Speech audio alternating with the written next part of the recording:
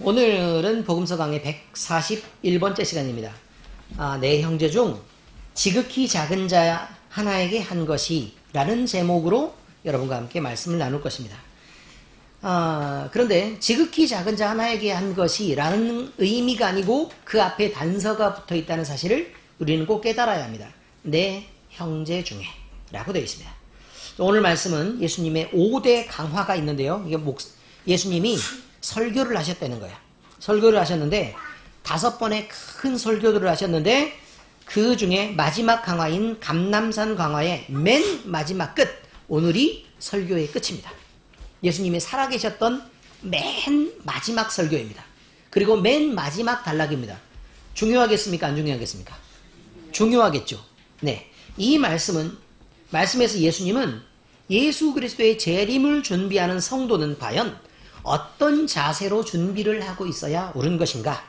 그리고 종말의 심판은 어떤 것들이 있을 것이며, 그리고 그 심판대 앞에 우리는 모두 서야 된다라는 얘기를 지금 하고 계시는 것입니다. 오늘 함께 보신 말씀은 양과 염소의 비유로 잘 알려져 있는 말씀입니다. 이 비유는요, 예수님이 재림을 하신다는 거예요.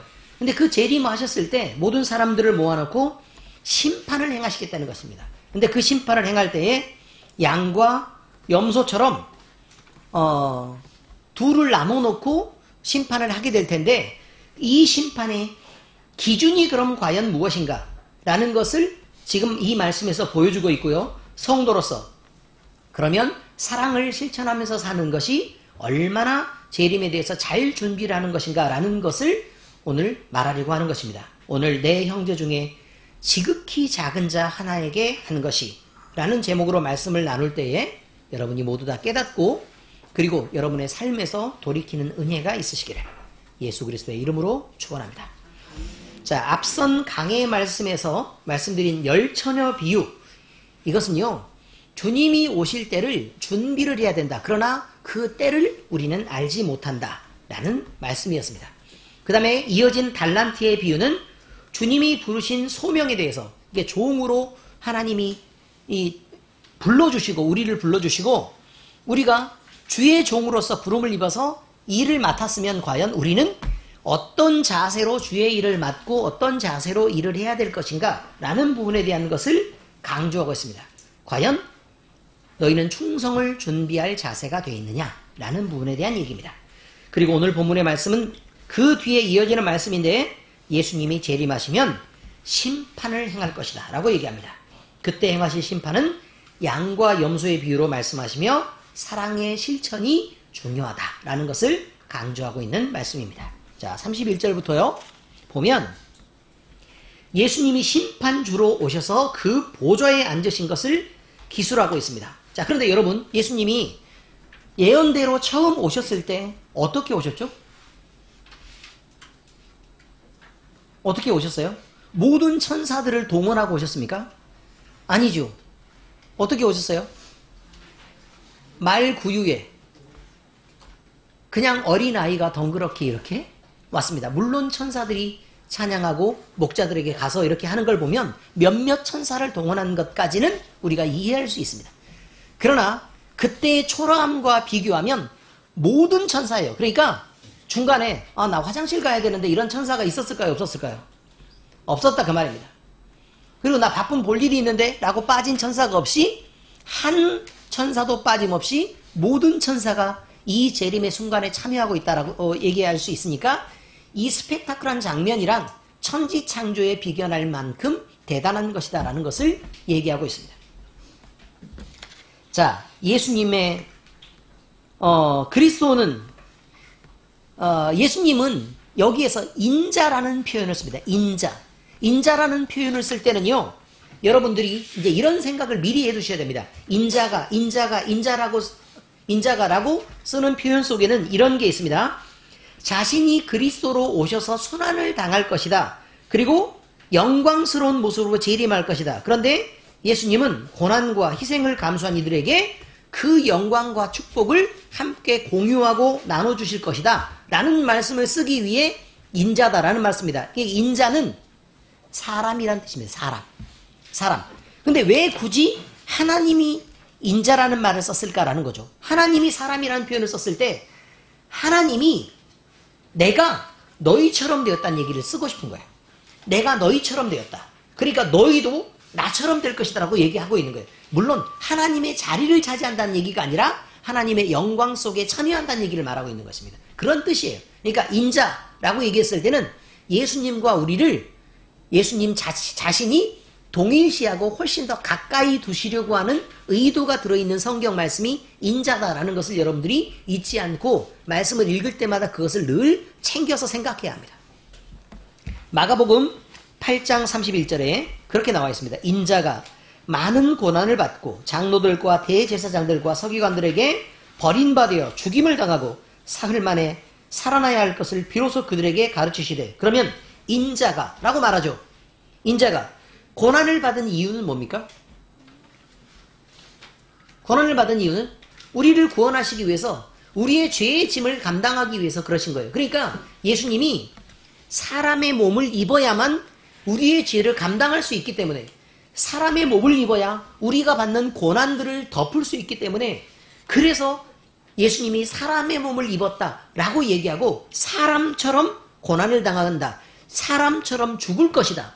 그러나 사람처럼 끝나지 않고 사흘 만에 살아나서 하나님의 영광을 나타내실 것이다 라는 말씀을 지금 하고 계시는 것입니다. 사람 때문입니다. 하나님의 사랑이 이렇게 우리에게 나타난 바 된 것입니다. 자, 마태복음 24장 30절. 그때 인자의 징조가 하늘에서 보이겠고 그때 땅의 모든 족속들이 통곡하며 그들이 인자가 구름을 타고 능력과 큰 영광으로 오는 것을 보리라. 여러분, 예수님이 오시는 것이 환상이 아니라고 얘기하는 것입니다. 환상이 아니고 신비로운 어떤 자연현상으로 오는 게 아니라 그대로 사람의 몸을 입고 사람 너희들이 뻔히 알아볼 수 있는 그 모습 그대로 예수님이 그렇게 나타나실 것이다. 그러나 구름을 타고 오시는데 능력과 큰 영광으로 오는 것을 너희들이 보게 될 것이다 라는 말을 쓰고 있는 것입니다. 인자입니다. 예수님의 재림은 자신의 영광으로 오시는 것이지만, 그리고 그와 함께한 모든 천사들의 호의를 받으면서 재림하시는 것입니다. 그러니까 스스로의 영광으로 오는 것입니다. 그런데 이것은 원래 영광이란 단어는 단 한 분에게만 쓸 수 있도록 성경은 제한되어 있습니다. 누구에게요? 하나님 한 분에게만 영광이란 단어를 쓸 수 있게 제한된 것이란 말입니다. 그런데 예수님이 물론 삼위일체 하나님이시지만 예수님은 하나님의 영광을 가로채지 않았습니다. 하나님의 말씀을 따랐고 하나님의 말씀에 순종했고 하나님의 말씀에 복종하며 하나님께 영광을 돌렸습니다. 그래서 예수님이 하시는 말씀은 매번 아버지께 영광을 돌리라. 내 아버지께 영광을 돌리라. 내 아버지께 영광을 돌리라라는 말을 계속해서 반복하고 있는 것입니다. 그런데 문제는 예수님이 영광으로 오신답니다. 그러면 원래 영광을 가지신 소유는 누구에게 있는 거라고요? 하나님에게 있는데, 그러면 그 영광을 자기의 소유니까 나눠주시는 분, 그러면 그분도 누구밖에 없어요? 하나님 한 분밖에 없습니다. 그러니 예수님이 영광으로 오셨다라는 말은 어떤 의미가 되는 거냐면, 하나님이 자기에게 있는 영광을 아들에게 어떻게 했다요? 적어도 완전히 넘겨주었는지 아니면 일부를 주었는지는 모르지만 하나님이 가지신 영광을 예수님이 취할 수 있도록 허락하셨고, 그 영광을 예수님이 현재 지금 재림하는 순간에는 이미 갖고 계신다는 뜻입니다. 의미를 이해하시겠죠? 그러니 우리도 하나님께 영광을 돌리기도 하고 우리는 누구에게도 영광을 돌려요? 예수님께도 영광을 돌릴 수 있게 된다, 이런 말이죠. 요한복음 5장 44절에 너희가 서로 영광을 취하고 유일하신 하나님께로부터 오는 영광은 구하지 아니하니 어찌 나를 믿을 수 있느냐라고 예수님이 말씀하셨대요. 자, 여러분, 이게 자 사람이요 뭐를 했다고요? 지금 영광을 취했다고요. 그러니까 이 영광은 누구에게만 있는 거라고요?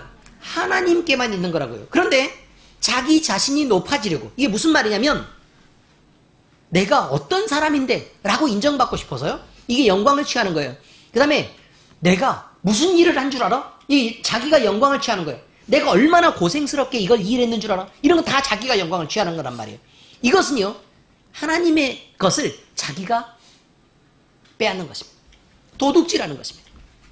옳은 게 아닙니다. 그러므로 하나님만 영광을 취할 수 있도록 우리 그리스도인들 우리의 마음의 자세부터 바로 세워야 합니다. 모든 천사들은 영광이 세세토록 하나님께 있음을 찬양합니다. 계시록 7장 12절에 보니까 이르되 아멘, 찬송과 영광과 지혜와 감사와 존귀와 권능과 힘이 우리 하나님께 세세토록 있을지어다 아멘 하더라. 자, 그러니까 하나님이 모든 영광을 예수님께 통째로 건네준 거다 아니다. 아닌 거죠. 다시 말하면 예수님이 하나님께로 올라갔을 때 예수님은 하나님이 가지신 모든 것을 자 우리 함께 공유하다. 이렇게 된 거예요. 의미를 아시겠죠? 물론 같이 공유인 건 맞지만. 그런데 이 땅의 사람들을 구원하실 그리스도로 예수님이 오셔서 하나님의 뜻을 따라 인류의 모든 죄를 사하시기 위해서 예수님은 죽으셨습니다. 하나님의 뜻대로 생명까지 바치는 것을 마다하지 않았습니다. 부활하신 예수님, 그리고 하나님 앞으로 다시 돌아가신 예수님께 하나님은 그 영광의 보좌에 앉게 하시는 것을 기뻐하셨던 것입니다. 계시록 5장 12절에 보면 큰 음성으로 이르되 죽임을 당하신 어린 양은 능력과 부와 지혜와 힘과 존귀와 영광과 찬송을 받으시기에 합당하도다. 자, 영광과 찬송을 받기에 어떻다고요? 합당하시도다 라고 찬양하고 있단 말이에요. 그런데 이거는 계시록 몇 장 말씀이에요? 5장이죠. 자, 근데 그 위에 계시록 몇 장이라고 나와요? 7장이라고 나오죠. 자, 그러니까 예수님이 영광 받으시에 합당하신 자리까지 이미 이르셨다는 말이고, 그리고 하나님도 그 뒤편에 보면 하나님이 영광과 지혜와 감사와 존귀와 권능과 힘이 우리 하나님께 있다. 그러니까 그 영광의 찬송을 받고 계시는 거죠. 그러니까 하나님은 예수님을 동일하게 하나님과 같은 자리에 두셨다라는 의미로 우리가 이해하는 게 맞겠습니다. 그러므로 예수님이 재림하실 때 영광으로 오시는 것은 하나님 아버지의 영광으로 오시는 것입니다. 여러분, 하나님 아버지의 영광으로 온다는 건 창조주 하나님의 영광으로 오신 것입니다. 물론 예수님이 창조하셨습니다. 그 규모가 얼마나 돼야 될지 여러분들이 상상을 한번 해보셔야 합니다. 우리가 예수님의 재림을 준비할 때 우리 집에 마당을 쓸고 우리가 깨끗한 옷을 입는 것으로 준비가 끝날 것이냐? 그럼 그것은 아닌 것 같아요. 그죠? 그래서 담도 좀 깨끗하게 색칠을 하고 주변 종류의 풀도 좀 뽑고 그래서 그렇게 준비를 하겠죠. 근데 그걸로 부족한 것 같단 말이에요. 그래서 마당을 쓸어요. 깨끗이. 그리고 길을 쓸다 보면 저 입구까지 예수님 오실지 모르니까 이렇게 쭉 다 쓴단 말이에요. 아시겠어요? 이것으로 충분할까? 그렇지 않아요. 그럼 뭘 장식을 할까? 그걸로 충분하지 않아요. 그럼 내가 뭘 어떻게 준비를 할까? 라고 여러분들이 생각해서 그거를 하나님의 규모에 맞는 영접을 여러분이 준비를 하고 있다면 점점 커지고 해서 사람이 준비할 수 없을 만큼까지 됐는데도 우리는 부족함을 느낄 수밖에 없다는 것입니다. 무엇을 여러분들이 간단하게 준비하시라고 하십니까? 준비하지 않기 때문에 그것을 모르는 것입니다. 준비를 하면 여러분이 어떻게 준비해야 될지 하나씩 느껴가는 것입니다. 예수님은 온 천사들이 동원된 엄청난 재림의 규모를 갖고 창조사에게 버금가는 전 우주적인 사건으로 오시는 것입니다.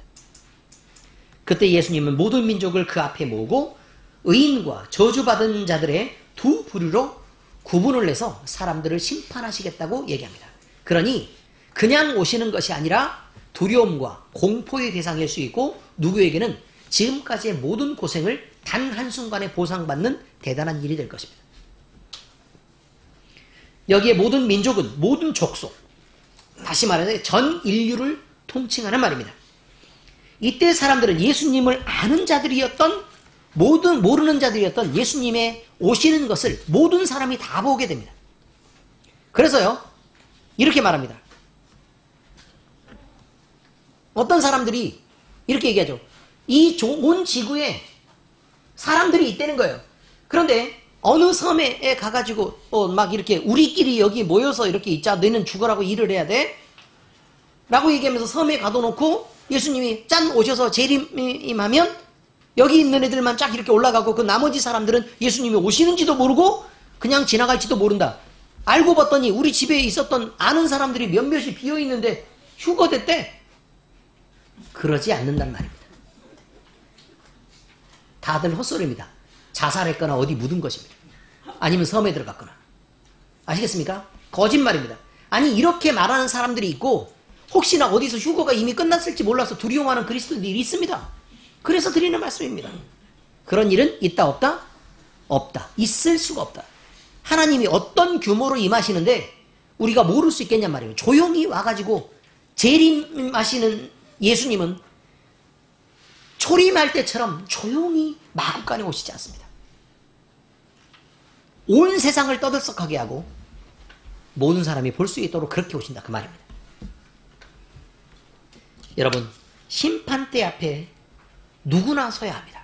예수님을 믿었던 자들이든 믿지 않았던 자들이든 잘 믿었던 사람이든 못 믿었던 사람이든 그것이 돈이 많은 사람이든 가난한 사람이든 그 사람이 명예가 있는 사람이든 없는 사람이든 귀한 사람이든 아니든 선한 일을 했든 안 했든 그리고 유대인이든 이방인이든 이것은 구분이 없습니다. 모두 다 최후의 종말대 앞에 서야 하는데 최후 종말의 심판대 앞에 서야 하는데 이것은 예외가 있을 수 없다는 말입니다.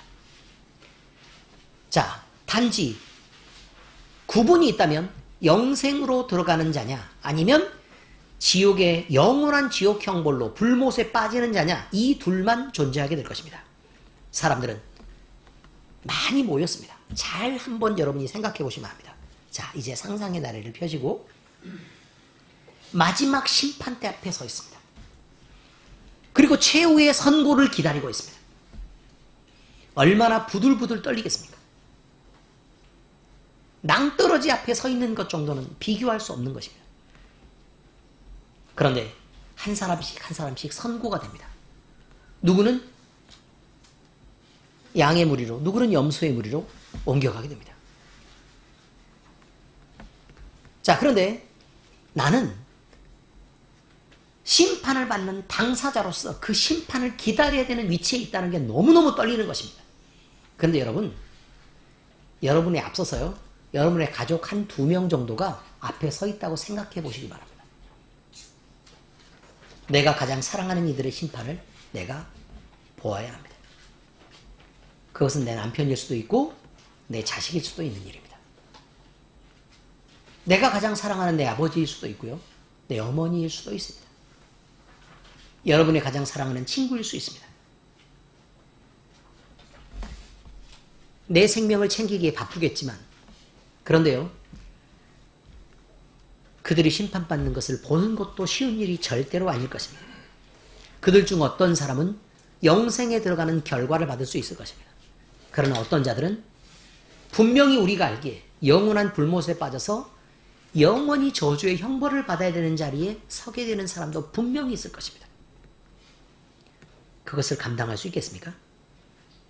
우리는 그것을 감당해야 되는 자리에 있습니다. 지금처럼 그저 쉽지 않단 말입니다. 예수님은 그 심판의 모형을 양과 염소의 비유를 들어 설명하고 있습니다. 이것은 여러분을 협박하고 겁주려고 하는 것이 아닙니다. 미리 알고 대비하라는 것입니다. 심판할 때 목자가 양을 한쪽으로 염소를 한쪽으로 구분하는 것 같이 하여 양은 그 오른편에 두고 염소는 그 왼편에 두는 것처럼 둘을 구분한다고 말합니다. 여기서 오른편이라고 얘기하면요, 관용적으로 쓰이는 표현입니다.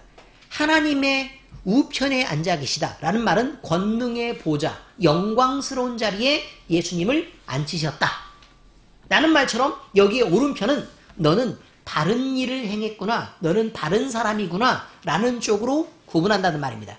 그러니까 너는 바르니까 하나님의 영광에 참여하는 자리에 있어야 되는 거구나 라고 그쪽으로 구분한단 말이고, 왼편은 너는 얘와는 반대쪽에 있어야 되는 거구나 라고 구분한단 말입니다. 그런데 여러분, 이건 아날로그적인 게 아닙니다. 간단히 O 아니면 X, 0 아니면 1입니다.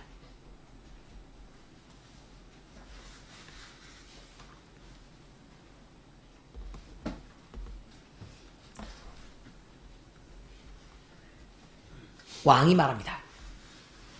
내 아버지께 복받을 자들이여, 나와 창세로부터 너희를 위하여 예비된 나라를 상속받으라. 내가 줄일 때에 너희가 먹을 것을 주었고 목마를 때에 마시게 하였고 나그네 되었을 때에 영접하였고 헐벗었을 때에 옷을 입혔고 병들었을 때에 돌보았고 옥에 갇혔을 때에 와서 보았느니라. 여러분, 왕이 말하는 것은요, 예수님이 이렇게 말씀하실 내용은 총 6가지 내용입니다. 6가지 내용. 근데 잘 들어야 합니다. 잘 들어야 돼요. 줄일 때에 먹을 것을 주었고 목마를 때에 마시게 했다. 나그네 되었을 때 영접하였고 헐벗었을 때 옷을 입혔고 병들었을 때 돌보았고 옥에 갇혔을 때 와서 보았느니라. 자, 여러분, 예수님이 여기서 분명한 건 예수님은 뭐 배고팠을 수 있어요. 그죠? 그렇지 않습니까? 목이 마르렀겠죠. 목이 마르다는 내용이 나와 있으니까 십자가에 달렸을 때요. 나그네처럼 사셨겠죠. 그렇지 않습니까? 돌아다니며 살았으니까. 헐벗었을 때 옷을 입혔겠죠. 헐벗었겠죠. 그런데 한 가지는 아닙니다. 병든 적이 어디 있습니까? 예수님이 언제 병든 적이 있습니까?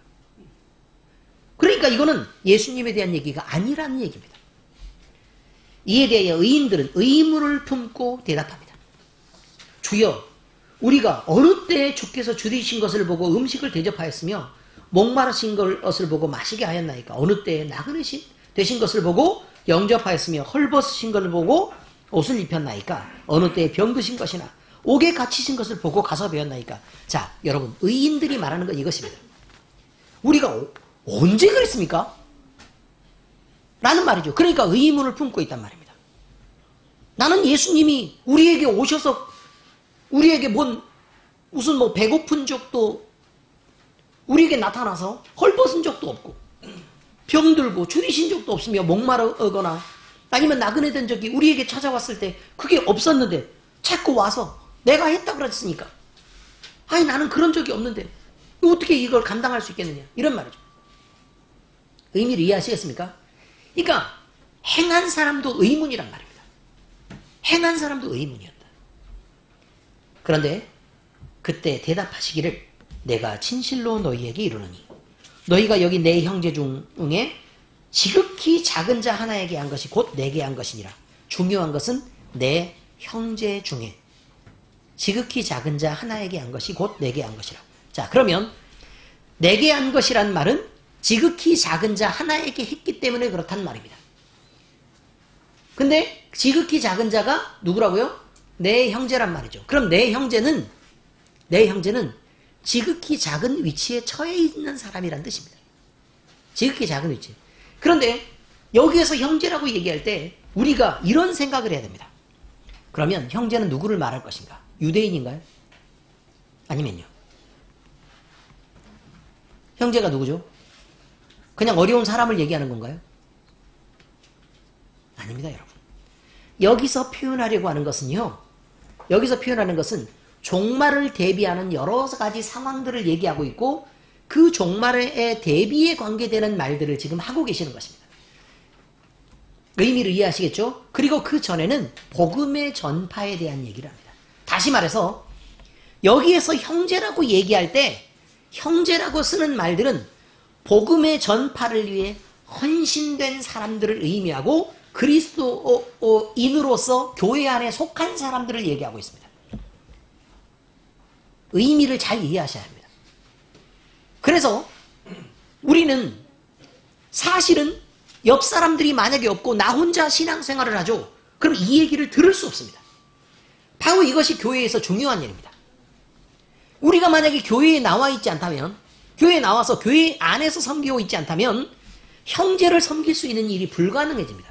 내가 가난한 어려운 사람들을 도울 수 있을지언정 형제를 섬길 수 없다는 말입니다. 그런데 여기에 형제는 지금 여러분들이 원어에 대한 부분을 제가 조금만 더 말씀드리면 이해가 더 쉬울 것으로 이해를 합니다. 자, 보세요. 지금 여기서요. 적어도 어떤 거냐면 나그네 되었을 때에 라고 얘기하는 이 말은요. 원어 성경을 보니까 이렇게 나와 있대요. 나그네 되었을 때가 아니라 여기 한글 성경은 그렇게 풀이가 되어 있지만 어떤 일 때문에 나그네가 되었다가 쭉 나그네로 살고 있는 사람에게란 뜻입니다.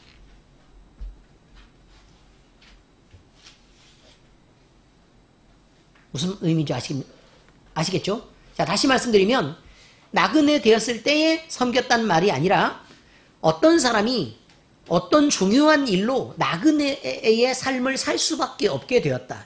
그리고 이 사람은 줄곧 나그네로서 살아가고 있을 수밖에 없는 상황에 있다. 그런데 이 사람을 네가 대접했다. 이런 말이에요. 자, 그러면 형제여야 하고 나그네로서의 삶을 선택할 수밖에 없었다는 것. 이것은 무엇 때문이냐면 복음을 지키기 위해서나 복음의 전도자로 서기 위해서 이 둘밖에 없습니다. 이해가 되십니까? 그리고 이 사람들은 끼니를 챙겨 먹거나 자기를 살피거나 할 수 있는 그럴 만한 상황이 못 되기 때문에 그래서 되도록 내가 있는 상황 속에서 내 형제들을 도와야지. 신앙을 도울 수 있도록 지킬 수 있도록 이렇게 돕는 일을 스스로 기쁨으로 선택해서 감당했던 것. 그런데 그가 하던 일이 너무 자기 자신에게는 너무 당연하고 자연스러운 일이어서 그것이 선행인 줄도 자기 자신마저 눈치채지 못했던 사람에게 예수님은 의인이라고 표현하고 있는 것입니다. 내가 행한 일들에 대해서요, 일일이 따져가면서 내가 이렇게 이만큼의 착한 일을 했는데, 평강아, 설교를 잘 들어. 똑바로 앉고, 바로 앉아. 내가 이만큼 이렇게 착한 일을 했는데 왜 사람들이 안 알아주지? 이것은 이미 벗어나 있는 것입니다. 왼편에 있는 자들에게 반대로 얘기합니다. 저주를 받은 자들아, 나를 떠나 마귀와 그 사자들을 위하여 예비된 영원한 불에 들어가라. 이 무슨 말이죠? 저주를 받은 자들, 나를 떠나 마귀와 그 사자들을 위하여 예비된 영원한 불에 들어가라. 그럼 누구하고 같이 가라는 말이에요? 마귀와 그 사자들. 그 사자들이 누굴까요? 귀신이에요, 귀신. 우리가 얘기하는 어두운 영의 세력들, 귀신들이에요.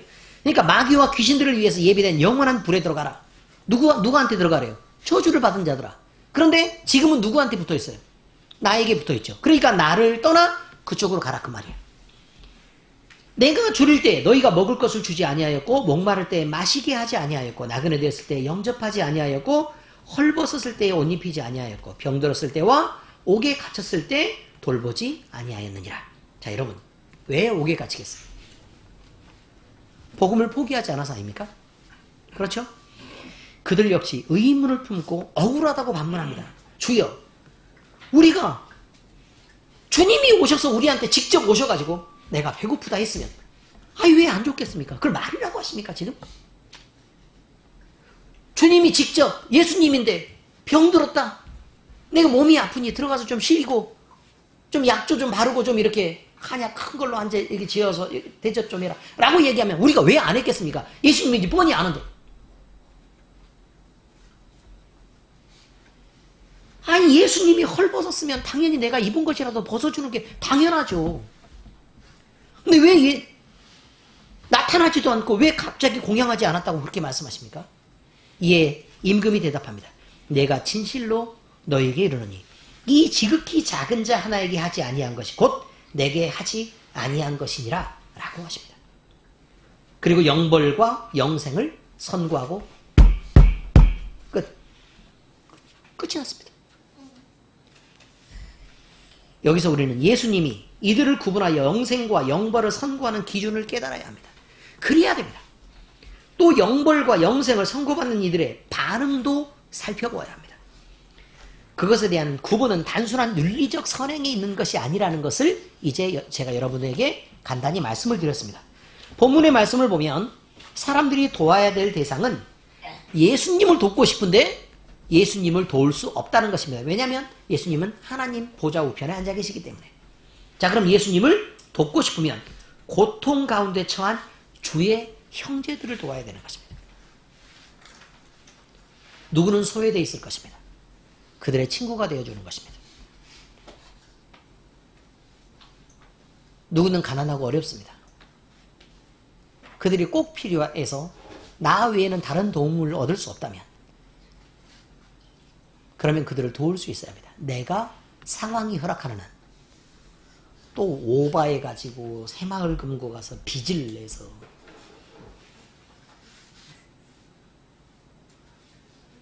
된다고요? 안 된다고요? 안 된다고요. 물론 여러분의 신용 상태로 빚을 낼 수는 없겠지만 안 됩니다. 하나님이 내게 주셔서 나한테 하라고 한 만큼을 하는 것입니다. 쓸데없는 오바를 하지 않으시길 바랍니다. 사람의 요청을 듣고 하는 게 아닙니다. 내 마음의 감동대로 하는 것입니다. 아멘. 주의 형제를 돕고 보살피는 것은 단순한 선행을 넘어서 하나님에 대한 성도의 믿음의 표현인 것입니다. 그들이 가진 믿음이 어떤 만큼의 경건에 이르렀다는 것을 스스로 드러내는 것에 대한 외적 표현이 형제를 사랑하고 섬기는 것입니다. 여러분도 교회 생활을 할 때 아마 이런 일을 많이 만났을 것입니다. 혹시나 나에게 잘못한 사람이 있는데 어떤 사람은요, 아유 그래 그럴 수 있지. 그래 내가 잘못했어. 근데 그럼 내가 좀 고치면 되지. 마음 상했으면 풀어. 괜찮아. 내가 잘못했어. 잘못해서 그러겠습니까? 상대방이 꼬라지를 부리니까 그러겠죠? 내가 뭐가 잘못했는데? 라고 따지는 것보다 전자가 훨씬 더 신앙적이라는 걸 여러분들은 이해할 수 있을 것입니다. 그가 자존심을 접고 자기의 기준을 포기하면서까지 교회 안에서 그리스도를 높이려고 하는 것은 그의 신앙이 깊다는 뜻입니다. 하나님은 그것을 보시겠다고 얘기하는 것입니다. 뿐만 아니라 믿음의 형제를 돌아보는 것. 이것은 복음을 강성하게 하는 것이며 복음의 증인을 지키는 일이기도 합니다. 그래서 더 많은 생명이 구원을 얻게 하는 일이기도 한 것입니다. 이 모든 것은 그리스도 예수님이 이 땅에 오셔서 보이신 사랑의 실천에 근거하고 있고 예수님이 오신 목적을 이루어드리려고 하는 것입니다. 줄일 때에 먹이고 목마를 때에 마시게 하며 나그네 됐을 때에 영접하고 헐벗었을 때에 옷 입히고 병들었을 때에 돌보고 옥에 갇혔을 때에 와서 보는 이것은 모두 복음을 전하는 형제와 자매들이 만나야 되는 어려움이고 교회된 여러분이 할 수 있는 일들입니다. 이제 성경 말씀을 적용하겠습니다. 첫 번째, 사랑의 실천은 분명한 근거로부터 시작해야 합니다. 성경에서 말하는 사랑은 자기 신념으로부터 시작된 육신을 돌보는 구호 활동을 의미하는 것이 아닙니다. 잘 들으셔야 됩니다.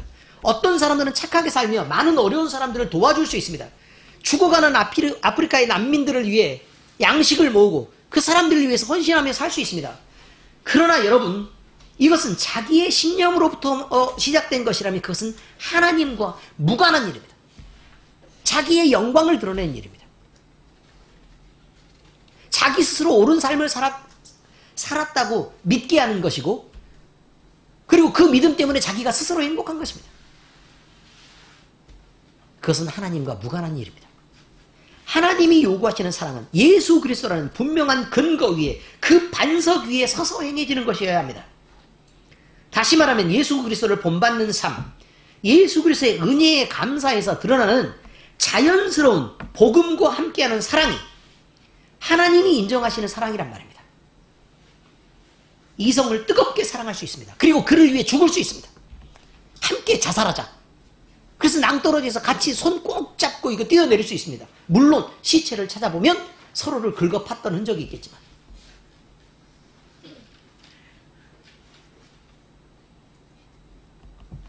그런데요, 이렇게 사랑하는 그 사랑은 하나님의 사랑이 아닙니다. 제 자식이 이뻐서 사랑하는 것. 내 새끼가 너무 이쁜 거예요. 그래가지고 그렇게 물고 빨고 하면서 이것을 하나님의 사랑이라고 거짓말하지 마시기 바랍니다. 하나님의 사랑은 그 자식이 하나님의 뜻 안에 바로 세워져 가고 있는가를 늘 체크하고 그 뜻대로 세워나가는 것을 사랑이라고 얘기합니다. 내 새끼를 위해서 이뻐하는 것, 그거 당연하게 아무나 하는 것입니다. 하나님과 무관하게 자식을 이뻐하면서 그것을 하나님이 주신 사랑이라고 거짓말하지 마시기 바랍니다. 이것은 분명히 말씀드리지만 하나님의 사랑이 아닙니다. 내가 어렵고 불쌍하게 살았던 과거의 생활이 기억이 납니다. 제가 그랬다는 얘기가 아니고 어떤 사람이 그랬다는 얘기예요. 과거의 생활이 기억이 나요. 가난하고 구질구질하게 살았는데 참 그때 거짓골을 하고 비참했었지. 근데 어떤 사람을 보니까 나처럼 살고 있는 거예요, 과거.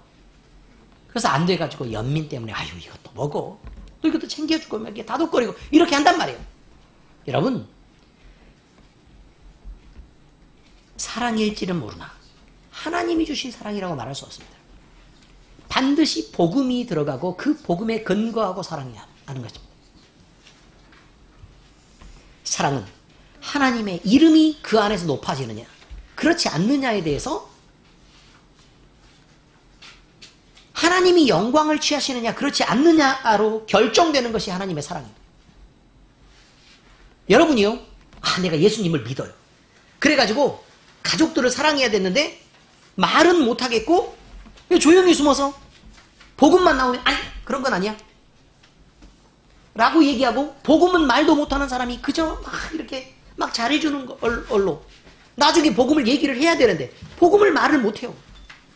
뭐가 하나님의 사랑이라는 것입니까? 도대체 영혼을 구원하는 사랑, 그것이 하나님의 사랑입니다. 사랑의 실천은 분명한 근거가 있어야 합니다. 그것은 예수 그리스도와 그의 복음입니다. 둘째, 사랑은 구체적이어야 합니다. 사랑의 구체적이어야 합니다가 아니고 사랑의 실천은 구체적이어야 합니다. 사랑의 실천은 구체적이어야 합니다. 실제로 많은 그리스도인들은 사랑을 하라 그랬더니 말만 번지르르하게 계속 꾸며댑니다. 늘 말이 우선합니다. 그래서 말하고 행동하지 못하는 일이 많고 100개를 얘기했으면 한 2개쯤 실천합니다. 나머지 98개는 다 옳은 일로 변명하고 누구나 다 그럴 수 있지 그렇게 때우고 이렇게 합니다. 여러분, 이것이 하나님이 얼마나 싫어하는 일인지 알고는 그렇게 행동하시는 것입니까? 하나님이 싫어하는 것이라는 걸 잊지 마시기 바랍니다. 하나님은 형제를 돌아보라고 말합니다. 그것은 여러분이 할 수 있는 것들로 구제하고 섬기라는 말입니다. 여러분의 말로 때우라는 얘기가 아닙니다. 웬만하면 말을 좀 줄이고 그 대신 따뜻한 표정을 갖고 또 눈빛을 채워서 그를 바라봐 주시기를 부탁드립니다. 혹시나 옆 사람이 지나가다가 어디 아파? 어디 힘들어? 라는 말이 있으면 그건 내가 내 얼굴에서 피곤하고 짜증나는 얼굴을 하고 있다는 사실을 잊지 마시기 바랍니다. 근데요, 그런 사람들은 또 더 짜증을 내요. 내가 뭐 어쨌다고 지금 저렇게 이런단 말이에요. 그리고 제발 여러분, 칭찬이 아닌 말들을 웬만하면 입에서 꺼내지 말아요. 교회에서. 자, 예를 들게요. 얼굴이 퉁퉁 부어서 오늘 나타났어요. 얼굴이 퉁퉁 부어서 나타났어요. 자, 자기 얼굴 한번 만져보세요. 저는 젖살이에요. 이쁨 받고 그래가지고 귀하게 자라서 그런 거예요. 그러면 여러분, 이걸 보면서 사람들이 지나갈 때마다 이거 얼굴이 왜 이렇게 부었어? 무슨 힘든 일 있어? 라고 하고 지나갔어요. 그 다음 사람이 또 그러고 그 사람이 또 그러고 그럼 듣기 좋습니까? 왜 내가 듣기 싫은 걸 계속 그렇게 얘기하는 거예요?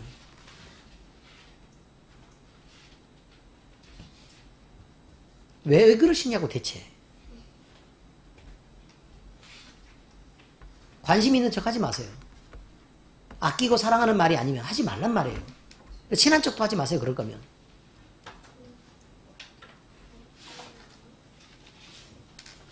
여러 말을 얘기하면 또 헷갈리실까봐 간단하게 한 개만 얘기하고 넘어가겠습니다. 얼굴이 왜 이렇게 안 됐어? 힘들어? 라고 얘기하는 건 여러분이 사랑의 표현을 하고 있는 게 아닙니다. 아시겠습니까?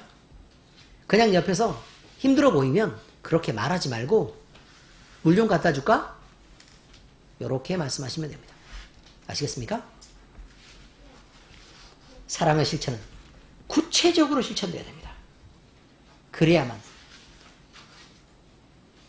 그것을 사랑이라고 얘기할 수 있습니다. 우리가 양의 무리들이 우리 주님 앞에서 반문했던 사건을 우리는 잊으면 안 됩니다. 도대체 제가 언제 그랬습니까, 하나님? 여러분의 선행이 이렇게 자신도 모르는 상태에서 몸에서 배어 나올 수 있도록 진짜 그리스도인들이 되시기를 부탁드립니다. 이것이 하나님의 사랑을 드러내는 것입니다. 세 번째, 예수님은 우리에게 마지막 기회를 주신 것입니다. 진짜 마지막 얘기입니다. 이런 종말에 대한 말씀은 우리에게 그 뒤에는 기회가 없다는 말이기도 한 것이죠. 우리는 그래서 느껴야 됩니다. 심판대 앞에 서는 날이 되면 우리에게 더 이상 선행을 베풀 시간도 없고 그런 기회도 없습니다. 뿐만 아닙니다. 복음을 전할 기회가 없다는 게 더 큰 문제입니다. 그때가 되면 우리는 천국으로 들어가는 형제들의 기쁜 얼굴을 두 눈으로 똑똑히 보게 될 것입니다. 그리고 우리는 긴장하고 있겠죠. 나도 과연 거기에 들어갈 수 있나? 그런데 반대로 우리 앞에서 지옥의 불구덩이에 던져지는 우리 가족들을 보게 될 것입니다. 여러분이 가장 사랑하고 여러분이 가장 아꼈다는 사람들이 그렇게 죽어가고 있을 것입니다. 그리고 다시는 돌아올 기회가 없는 것입니다. 그런데 우리는 이 모든 상황을 다 알았다고 얘기하면서도 우리는 복음을 말하는 데 있어서 잠잠합니다. 무엇을 믿고 있는 것입니까? 도대체 이 모든 것이 마지막 기회입니다. 그때가 되면 이미 늦어서 돌이킬 수가 없습니다. 기회 있을 때 열심을 내야 하고 기회 있을 때 복음을 전해야 하고 기회 있을 때 모든 것을 준비하는 우리가 되어야 될 것입니다. 우리의 미래는 그렇게 무한정 길지 않습니다. 재림이 임박했다고 얘기하면 그것이 곧 재림입니다. 그러므로 복음의 증인으로 서는 일과 예수님의 사랑을 실천하는 일은 뒤로 미룰 수 있는 것이 아닙니다. 지금 당장 결단하고 우리는 말을 접고 행동해야 될 때가 되었습니다. 이 모든 일에 오늘 결단하고 지금 당장 결단해서 종말을 대비하는 지혜로운 성도로 서주시기를 예수 그리스도의 이름으로 축원합니다. 기도하겠습니다. 하나님 아버지, 우리는 복음을 믿고 또 그리스도의 종말을 인정한다고 하면서도 그것을 온전히 준비하는 자로 바로 살아오지 못했습니다. 아버지 하나님, 우리가 사랑을 실천한다고 하면서도 우리 자신을 인정받으려고 노력했던 때가 많습니다. 그러나 아버지 하나님, 이제는 말씀을 분명하게 알고 우리 자신을 돌이켜 나도 눈치채지 못하는 참 그리스도인이 되어 사랑을 실천하겠습니다. 구체적으로 내가 할 일들을 하겠습니다. 내가 서 있는 자리에 복음을 전하고 내가 서 있는 위치에서 내 사랑하는 가족들을 무엇보다 생명을 살리는 복음 전도에 열심을 내겠습니다. 아버지 하나님, 우리를 도와서 복음의 증인으로 바로 설 수 있도록 우리가 임박한 이 종말을 지혜롭게 준비할 수 있도록 우리를 도와주시기를 바랍니다. 예수님, 우리에게 주신 이 마지막 기회를 우리는 잊어버리지 않고 마지막 기회를 잘 살려서 단 한 명이라도 구원할 수 있는 지혜를 우리에게 허락하여 주시옵소서.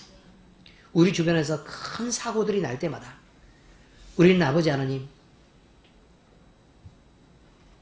시간이 부족해서 죽어갔던 많은 사람들을 보게 됩니다.